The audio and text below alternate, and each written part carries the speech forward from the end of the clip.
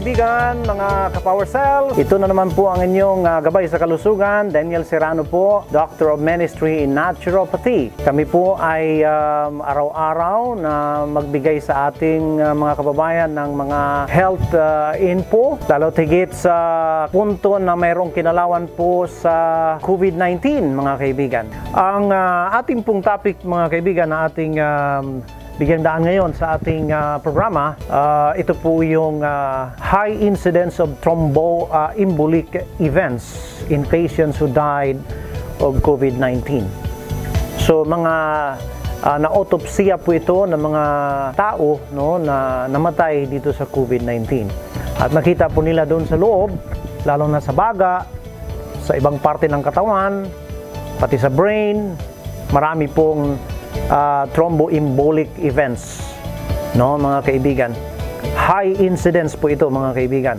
So ito ay mahalaga na bigyan nating pansin at ating tingnan kung ano po ang nagiging dahilan dito. Nagkakaroon din po ng deep veins thrombosis, tawag yan ay DVT or deep venous thrombosis, mga kaibigan. At itong pulmonary embolism. So ito po yung mga nakikita o nakita ng mga eksperto, mga kaibigan. Itong mga bara na ito, no? Ang thrombus medyo malaki. Embolus sometimes maliit siya. Pero yung mga embolus na yan, usually doon po yan sa deep venous thrombosis or doon sa deep veins, no? Doon sa ating mga lower extremities tulad ng leg. At pwedeng mag-travel yan, mga kaibigan. Pagdating doon sa medyo maliit na daluyan ng dugo, doon siya magbara. So, critical po yan, mga kaibigan. At dahil dito, medyo malaki po ang nagiging suliranin dito dahil sa napakarami, high incidence po ito of thromboembolic events, mga kaibigan. Yan po, mga kaibigan, ang mga problema dito. So itong VTE ay napakalaki po itong nagiging suliranin ng mga eksperto sapagkat ito po ay nangyari nga doon sa mga highly vulnerable dito sa COVID-19. At mayroon pa po ditong nailathala na ito pong sanhi nitong tinatawag na embolism or pulmonary embolism ay dahil po ito sa mga blood clots getting stuck in a pulmonary artery.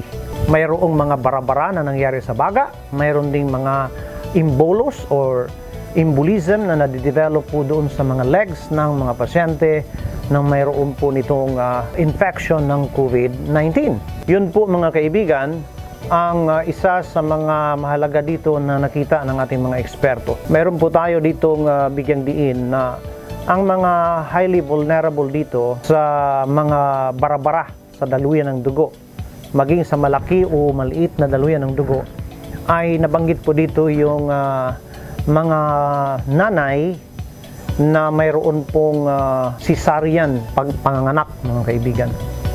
Highly vulnerable din po ang mga madalas na cesarean dito sa tinatawag na embolism, pulmonary embolism or legs embolus formation of clot, mga kaibigan, sa dugo, mga kaibigan.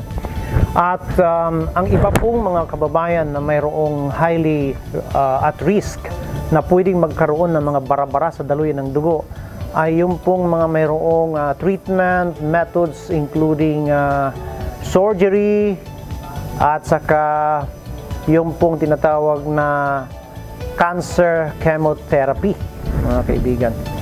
Itong cancer chemotherapy, mayroon pala itong high risk na pwedeng magkaroon ng blood clotting, no?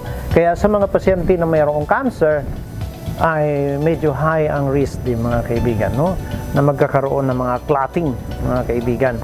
So hindi siya maganda kasi yun po ang nakita dito, mga kaibigan. Yung pong mga isa pang problema dito, ang mga may health issue tulad ng heart disease, sometimes nagkakaroon po ng heart failure at ito po ay nagkakaroon ng increase risk of clot formation, mga kaibigan. Yan po ang hindi maganda, mga kaibigan. Ang cancer, halimbawa, pancreas, ovary, lung cancers, yung mga ganyan, mga kaibigan. At saka, ito po ay hindi maganda. Ang mga may under treatment dito, mga kaibigan, they have high risk of developing blood clotting, mga kaibigan. So, yan po mga tatay mga ma'am. Ito po yung mga factor na dahilan kung bakit marami sa ating mga kababayan na mayroong clotting. Huwag nating kalimutan yung mga may health issue tulad ng heart problem or heart failure, mataas din po ang risk na magkaroon ng clotting. Sa mga hypertensive, mga mataas ang blood pressure, mataas din po ang incidence of clotting, mga kaibigan. Ang mga nagtitake ng estrogen, mga kaibigan, ayon sa mga researchers, no? Ito mga nagtitake ng estrogen. Halimbawa, birth control, ayaw manganak, o ayaw magbuntis siyempre. So, mataas po ang risk na magkaroon sila ng clotting. O, kaya yung ating advice sa mga pangga natin dyan, iwas-iwasan muna natin yung birth control pills kasi medyo delikado mga ma'am, ano na lang, natural control na lang tayo. At sabihin natin si Mr. na may fire, may ceasefire. Kasi mahirap ngayon. Hindi maganda, mga kaibigan, no? Ang mga buntis din po, mga kaibigan, ay mayroon din pong kunting slowing of circulation of the blood. At may possibility din po na magkaroon ng increase of clotting, no, sa mga daluyan ng dugo ng mga kababaihan. So, doon sa mga kababayan natin na gay, na nagtitake ng mga estrogen pills, medyo delikado yan, mga sir. Kasi delikado ang blood clotting, no, mga kaibigan. Hindi maganda yan. High ang risk, mga kaibigan. So, ito yung mga factors kung bakit nagkakaroon ng high incidence of pulmonary embolism and deep venous thrombosis, mga kaibigan. At ito ay fatal, mga kaibigan. Now, napag-alaman din po, mga sir, mga tatay. Marami tayong mga kababayan dyan na addict na sa sigarilyo. Hindi maayos ang buhay sa isang araw na walang sigarilyo eh. Na ayon sa mga findings natin ngayon, mga kaibigan, tobacco use may predispose individuals to blood clot. So, ayan, mga kaibigan, bukod sa sisirain ng sigarilyo yung ating baga, naku, high din ang risk na magkaroon ng blood clotting, mga kaibigan. So, advice natin sa ating mga kababayan, iwasan ang paninigarilyo dahil sa kung ang alak noon pinagbawal ng ating gobyerno ay lalo na sigarilyo, mga sir, mga ma'am, kasi direkta yan nasisirain yung ating baga. Pag nasira na ng COVID-19 yung ating baga, yung mga alveola na nagpuproduce nagpipick up ng oxygen sa ating dugo, sa hangin, at nagdidistribute ng oxygen sa ating dugo, naku, wala nang mag-supply ng oxygen sa ating dugo, mga kaibigan. At mangyari, magkulang ng oxygen sa puso, sa thighs, sa kidney, sa brain, magkaroon ng multiple organ dysfunction. And that can be fatal. Pwedeng maging cause yan ng kamatayan. Sudden death yan, mga kaibigan. So, advice natin sa ating mga kababayan, iwasan mo ng sigarilyo. Huwag na po. Hindi natin alam eh. Hindi man natin nakikita itong virus. Buti sana kung nakikita. Hindi man nakikita. Hindi mo kilala. Minsan kilala mo, akala mo okay. Yung pala infected na siya. Sige tayong sigarilyo. Minsan nakakaubos tayo isang kaha, isang araw. Minsan dalawa pa. Naku, mga tatay, mga sir. Hindi maganda yan. Now, another problem. Pag ang tao ay overweight or obese, naku, mga kaibigan, there is an increased risk na magkaroon ng blood clotting, especially in women who smoke. Naku, mga tatay, mga ma'am. We advise our viewer, no, na pabayaan mo na yung sigarilyo. Alam po niyo ang sigarilyo sa simula, hindi, okay lang yan kahit wala. Bisyo lang talaga yan eh. Sige, sigarilyo. Pag tumagal na, parang hindi ka na mabuhay nang wala kang sigarilyo. So you become dependent on that, mga kaibigan. So, ang problema, hindi naman nakakatulong yan. Hindi rin nakapagpapalakas ng baga. Sana, pangpalakas ng baga, hindi man pangpahina. Hanggang masira yung mga alveola ng ating baga. Yun na yung tinatawag na emphysema. So, mga pangga, mga ma'am, please, para sa ating pamilya, sa ating mga mahal sa buhay, iwasan ang sigarilyo. Kaya sa mga lalaki, naku, hindi biro mga kaibigan, laki ng responsibilidad natin. Sabihin natin, mahal ko kayo mga anak, mami, I love you. I love you. Paano yung baga mo may problema na? Kung natamaan tayo ng COVID-19, paano natin mapatunayan na mahal natin sila? Di ba? You know, to love means to have an intelligent way of loving. Kasi hindi man natin magagampanan yan kung may mga mangyayari sa atin hindi mabuti. Sa bandang huli, magsabi na lang tayo sa ating misis, sorry ma, sorry mami, hindi ko na kaya. O diba? Kawawa naman tayo yung mga sir. Minsan sabihin, daddy, huwag naman daddy. O minsan, pag namatay na sabihin, Panginoon, bakit mo kinuha si daddy? Hindi ko ya kinuha ni Panginoon yan. Diba? Hindi kagustuhan ng Diyos yan, mga kaibigan. Bisyo yan. Itigil natin yan. Dahil para ito sa ating buhay. No, mga kaibigan? So yun, ang mga highly at risk dito sa mga multiple clotting. Mayroon pa po ang nakita. Hundreds of microclots ang nakita nila na nandun sa baga, mga kaibigan. Napakarami, mga kaibigan. Ang tobacco use, talagang meron po itong high predisposition for an individual to have clotting, mga kaibigan. So, this is very bad. So, hindi lang ito nakakasira ng ating baga, ito din po ay nakakakos ng high risk of clotting. Now, ano po yung mga symptoms of pulmonary embolism, mga kaibigan? Ito ay sudden onset and increasing shortness of breath. So, kapag nagkakaroon na ng increased shortness of breath, yan ang isang symptoms. At medyo delikado yun. ICU talaga yan, mga sir. At 50-50 po. Nagkakaroon din po ng chest pain. Pag-ubo, no? Mag-ubo ka. Kasi mayroong gustong i-flush, mayroong gustong napigil na daloy ng dugo, kailangan ituloy-tuloy. Kaya ang mechanism para magtuloy, mag-ubo. Minsan ay naipit doon kasi mas malaki yung embolus o yung clotting doon, malaki, hindi makadiritso kasi nandoon na siya sa maliit na daloy ng dugo.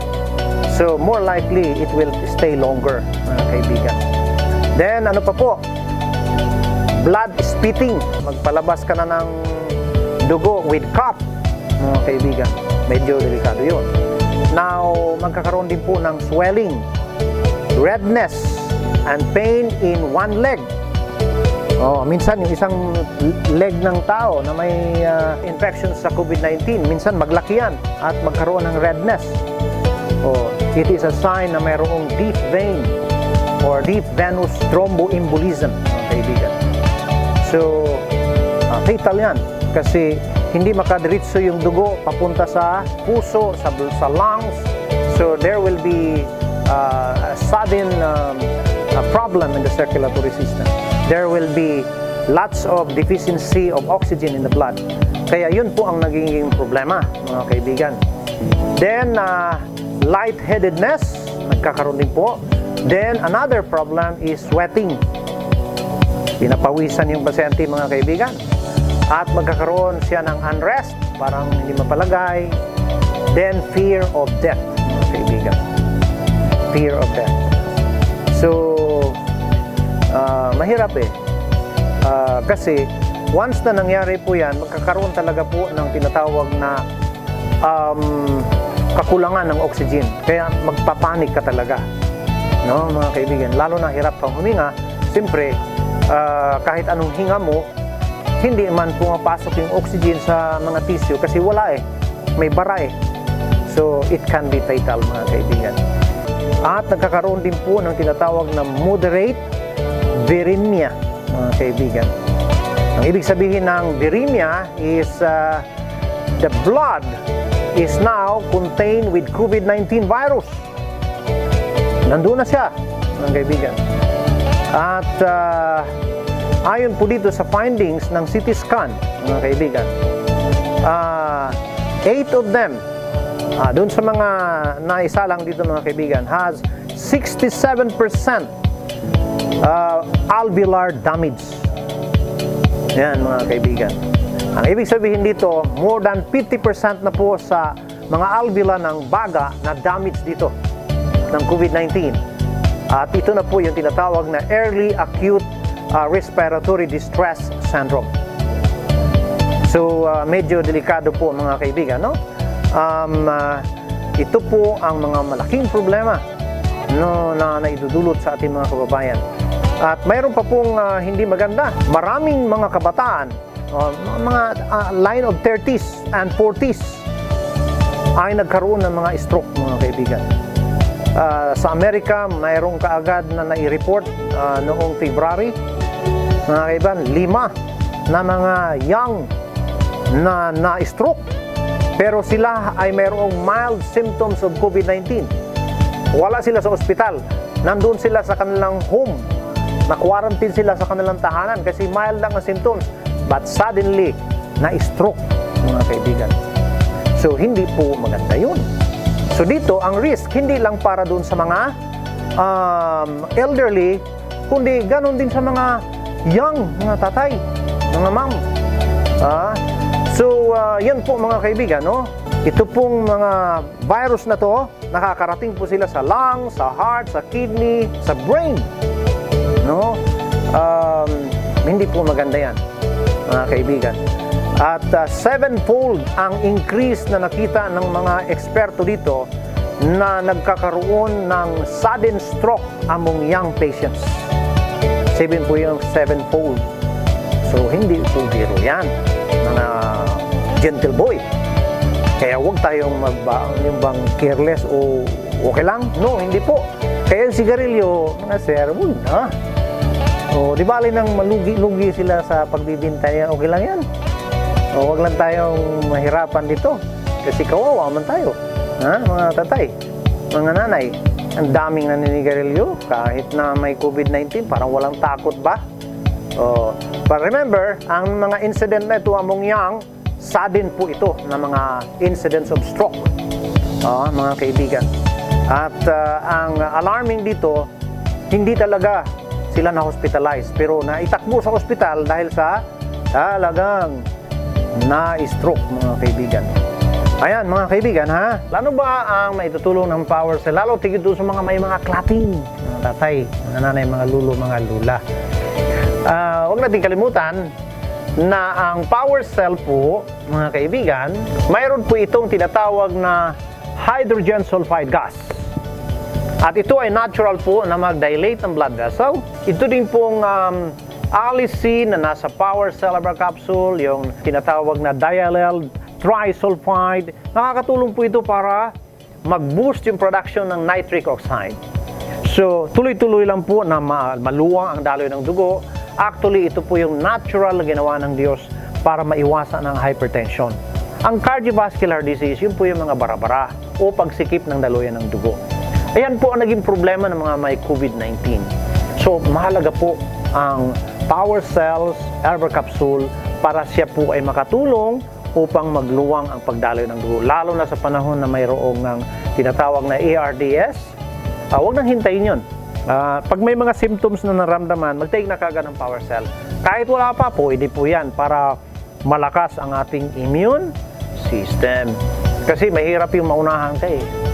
Dapat tayo ang, pag narinig na natin, sige na, mahirap man mag-take ng garlic, maanghang, ibang lasa.